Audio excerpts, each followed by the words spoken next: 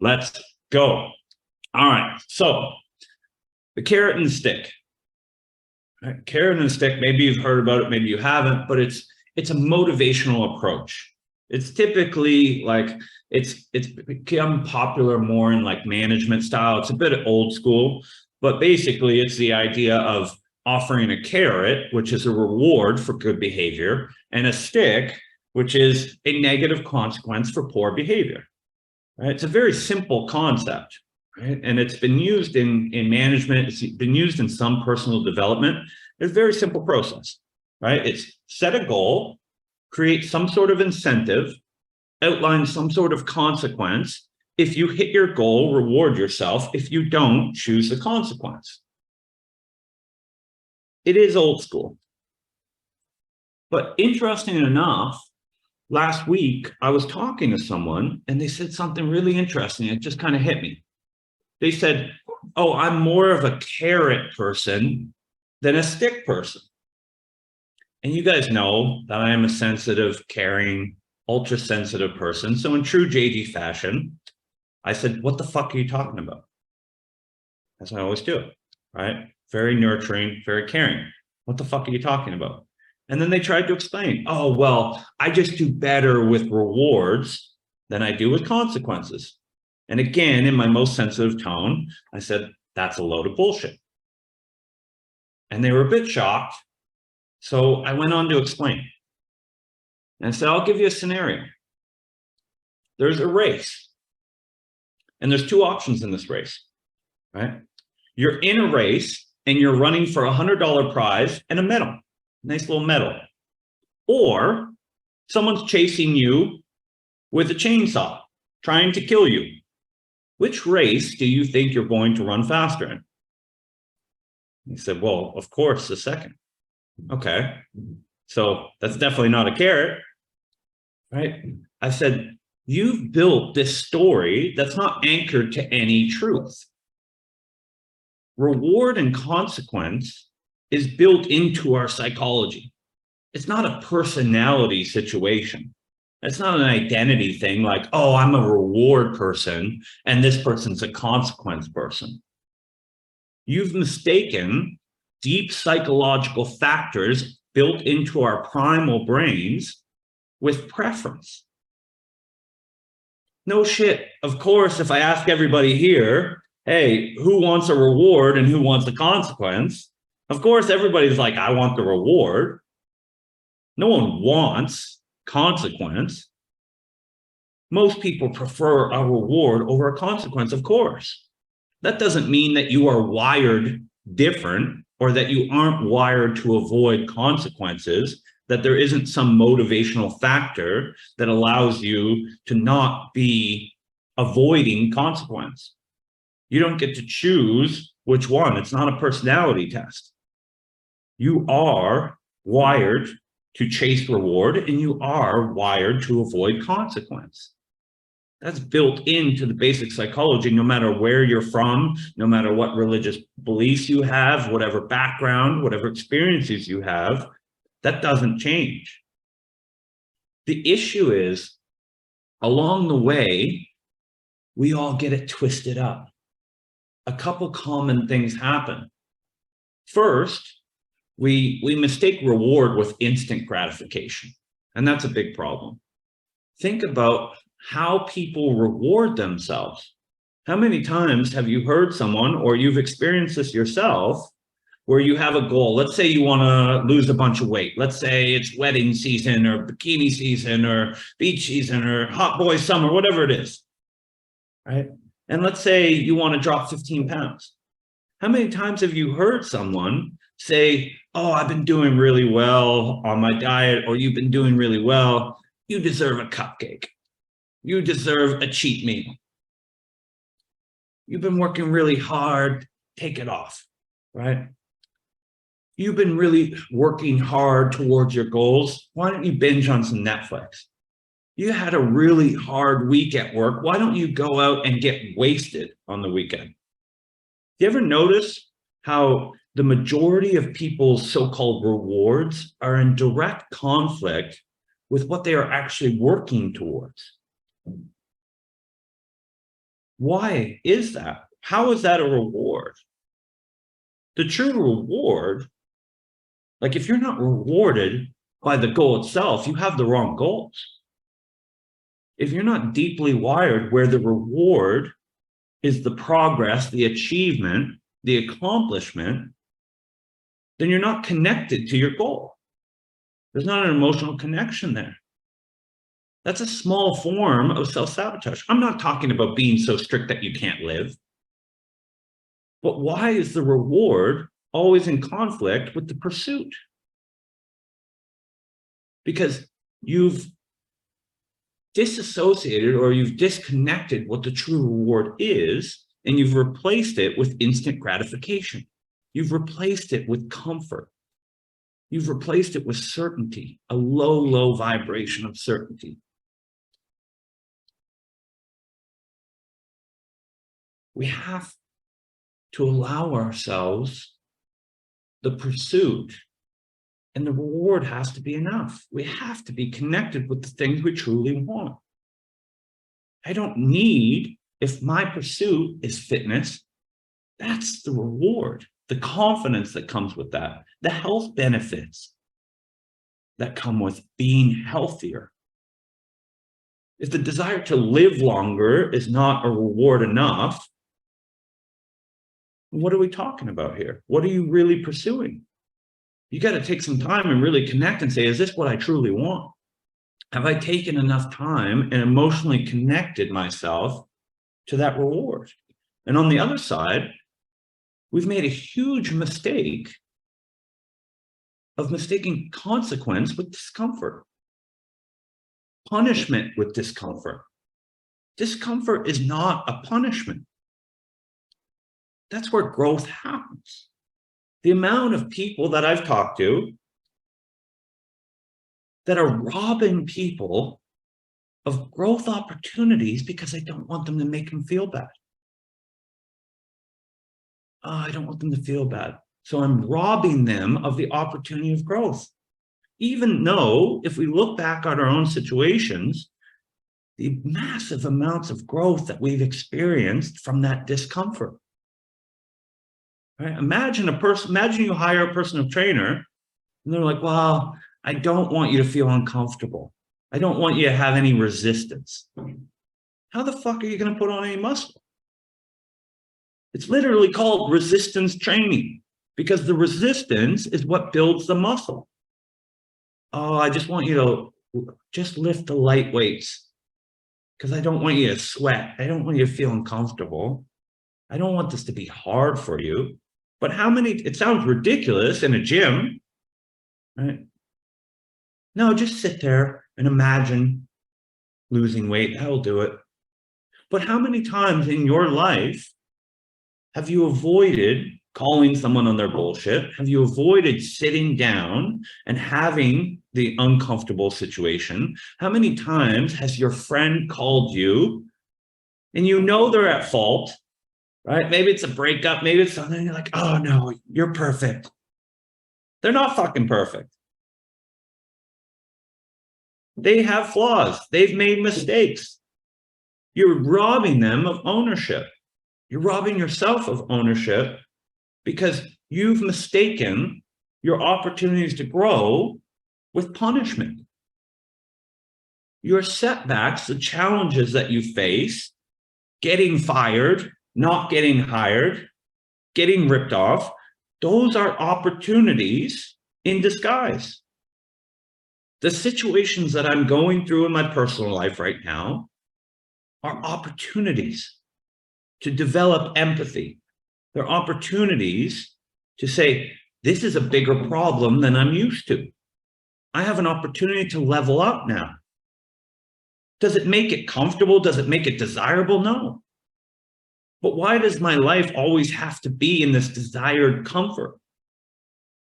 When I look back, and the reason I'm here, the most amounts of growth that I've experienced all came from shit. Think about what fertilizer is. It's shit. And it helps us grow. We put on muscles from resistance. Why are we robbing ourselves of those things or trying to avoid it, right? We only want to talk to the yeses, right? Why don't we go to the business owners and be like, man, I'm wasting a lot of time on all these no's. It would be much better if you just put yeses on my calendar. Right? Or I'll get like, you know, hey, JD, can you check this offer? Well, that's a job post. Close, but that's not an offer, right? Should I apply? Yes. The answer is always yes. If it even grabs your attention, yes. But you're asking me that because you want to avoid any conflict. You want to go 12 rounds without getting punched in the face.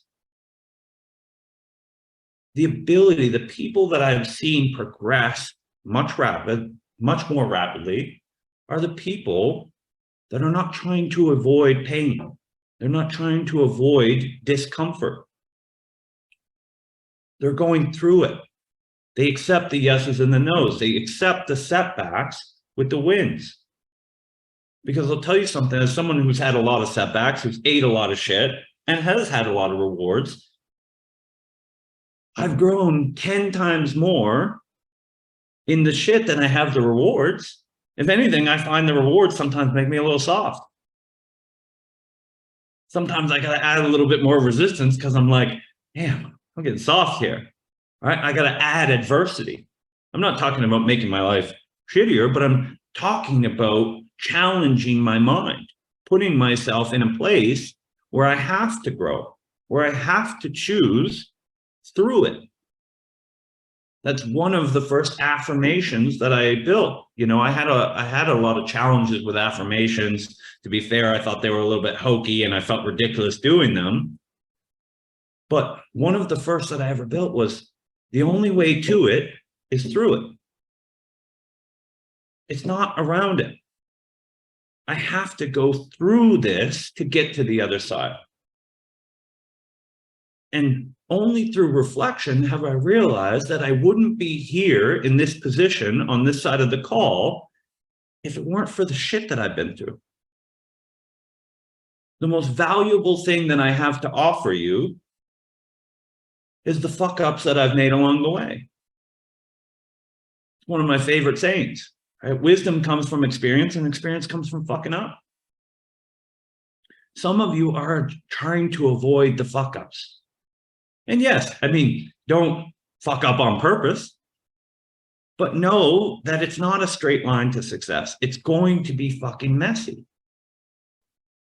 But again, it comes back to what we talked about a few calls ago, which is, have you made the decision of what you're willing to pay, what cost, what admission you're willing to pay to build the dream life that you want? The people that struggle are constantly looking to see if this is the thing, if this is the moment, if this is the problem where they should give up. And they come to me with that uncertainty. And it's like, if you had a better plan B, you'd be fucking doing that right now. If you had a better option, go do it. You're probably here because there isn't a better option. This is a good vehicle, but it's vulnerable. That's why the opportunity is so high, is because it weeds out a lot of the people that can't handle the struggle or the suffering. It's mentally and emotionally tough. That's why there's such a big gap. That's why there's people in this industry that make $500 a month and $80,000 a month. You can buy into the marketing and say the difference is sales training. I've seen something else. I've seen that it's the ability to process this information and look at everything as an opportunity. It's the ability to manage emotions and regulate emotions and make reasonable, logical decisions for the future. It's the ability to put instant gratification to the side and invest in yourself in uncertain times. to embrace the suck, to embrace the hardships. That's what I've seen. I know the marketing says that the 80K person a month and the $500 person, that's just all the sales training. I think you've seen something different. I've certainly seen something different. Right? But we constrain ourselves with all these bullshit stories. Like the person last week that said, I do better with the carrot. Or the person, oh, I'm just more of an analytical person. Or I just don't respond well to the way that you're speaking to me. Or I'm just not that type of person. I'm just not organized. I'm just not that. It's bullshit. You picked it up along the way and it felt nice and it made you feel less guilty about horrible decisions that you've made. And you used it as protection, but it's hurting you. You don't realize how much it's affecting you because you're telling the subconscious not to look for opportunities in that space. I know because I wore those as well. How long did I go saying, I'm just not an organized person? I just don't do well with routine. I love chaos. I do better in chaos. I do better under pressure. It's all bullshit. You just made that up. You can't prove that. There's no genetic makeup. There's no scientific study that says, oh, this gene makes you do better if you procrastinate till the last minute. That's a bullshit story because you're not proactive. And the only time you've actually done something is from the urgency of waiting until you had the consequence right in front of you. People will look for every opportunity, right? You'll hear, I'm a Sagittarius, or I'm just being emotional because Mercury is in retrograde. Now, before my astrology people lose their mind, I'm not saying that idea is bullshit. I'm saying your interpretation are bullshit. I'm saying that the story and the identity that you've woven around those things are bullshit. I don't begin to know how the universe works, but I do know one thing. We give tendencies way too much credit. Way too much credit. When most people talk about their identity, what they really mean is I have a tendency. I have a tendency to be disorganized. I have a tendency to make rash decisions. I have a tendency to be impatient. I have a tendency to be drawn to these types of people or react in this way. It's tendencies. But I can tell you from experience, choice trumps tendency every fucking time. Every time. You can trump tendency with choice every single time. There's not a tendency here. There's not an identity here that couldn't be broken with different choices. Everything has a consequence, positive and negative. So again, you can have these self-fulfilling prophecies. You can tell yourself whatever you want, as long as you know it's somewhat bullshit. I'm not saying that there's not truth in it, but I'm saying whatever you identify with, we could say, yeah, but also this. Or what about this? Or what about in this situation? I could find 80 truths, but you've just chosen the one that's comfortable. You've chosen the one as a defense instead of the offense. It makes you feel better. It makes you feel less guilty. But again, you have the choice. I have a tendency to be spiteful.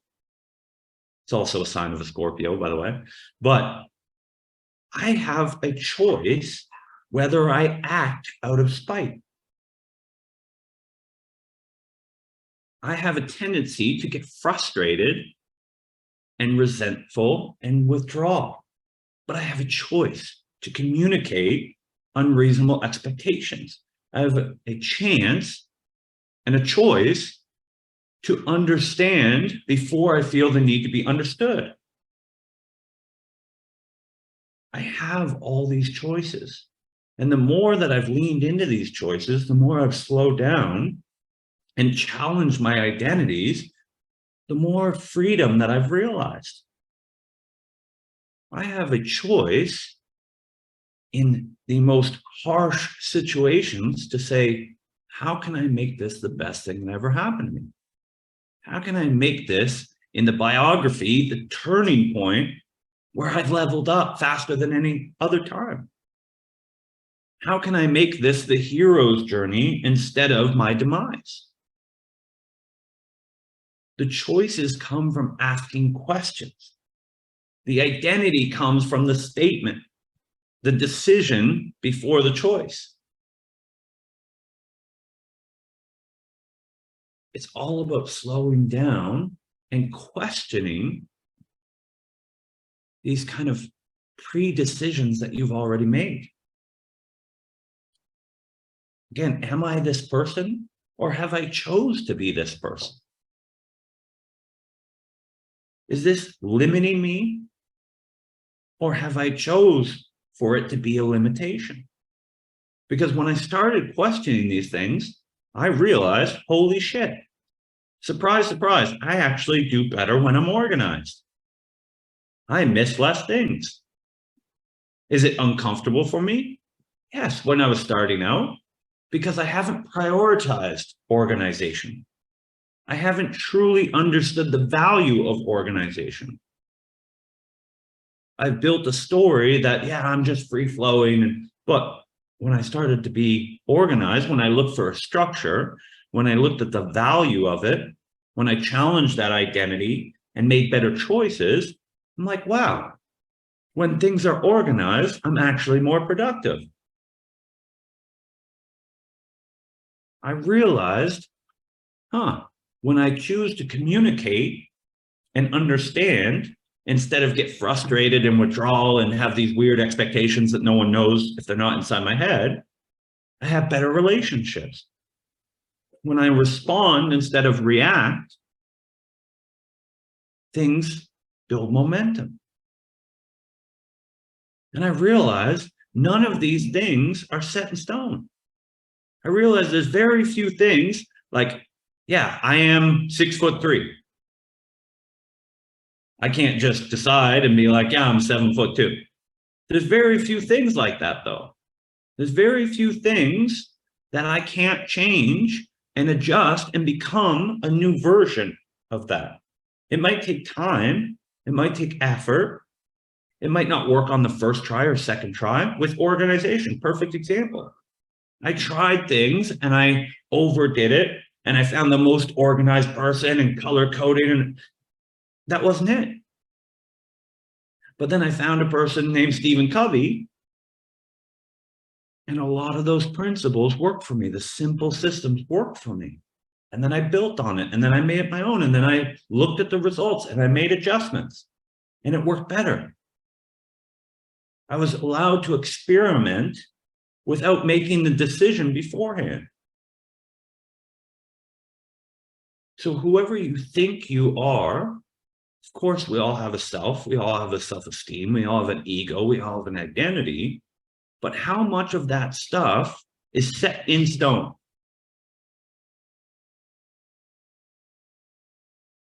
A marathon runner isn't a marathon runner. They're not born that way. They develop. The greatest salesperson on the planet was developed. The greatest musician was developed. The greatest athletes were developed. Bodybuilders were developed.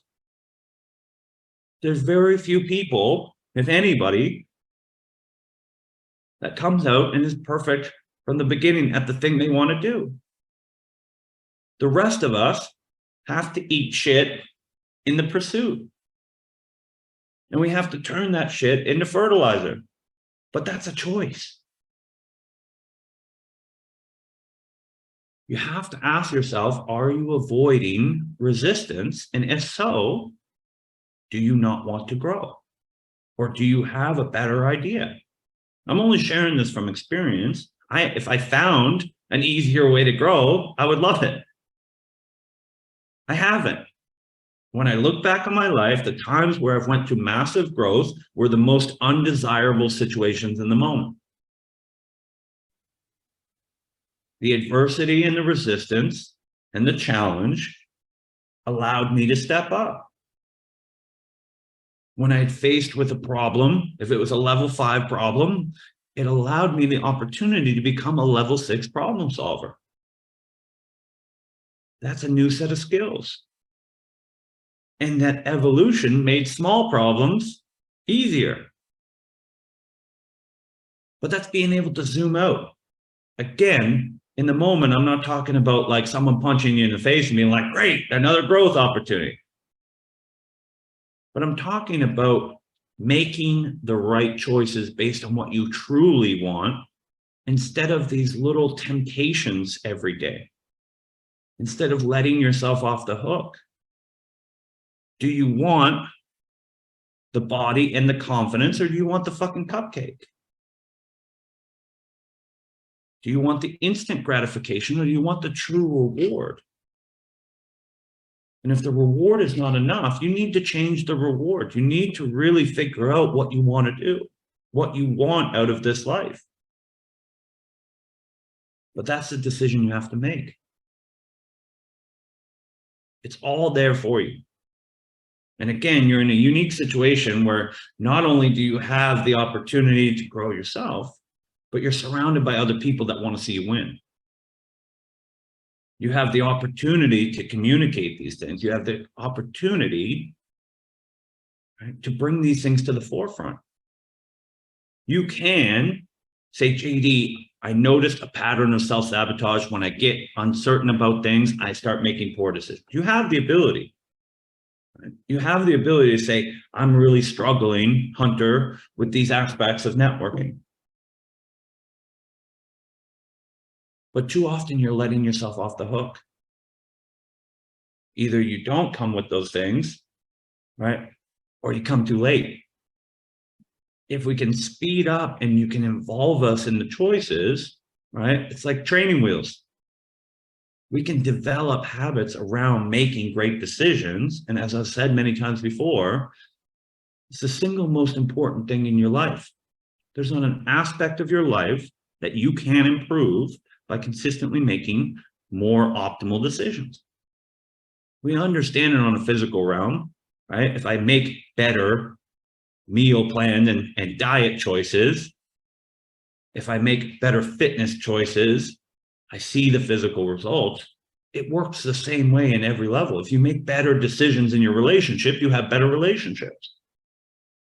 If you make better decisions in your career. So as far as like the root of the thing that you should be most focused on in your time here is developing a strong process to make as optimal decisions as possible. I'm not talking about perfect, but I'm talking about consistently making the best decision to pursue the rewards that you want.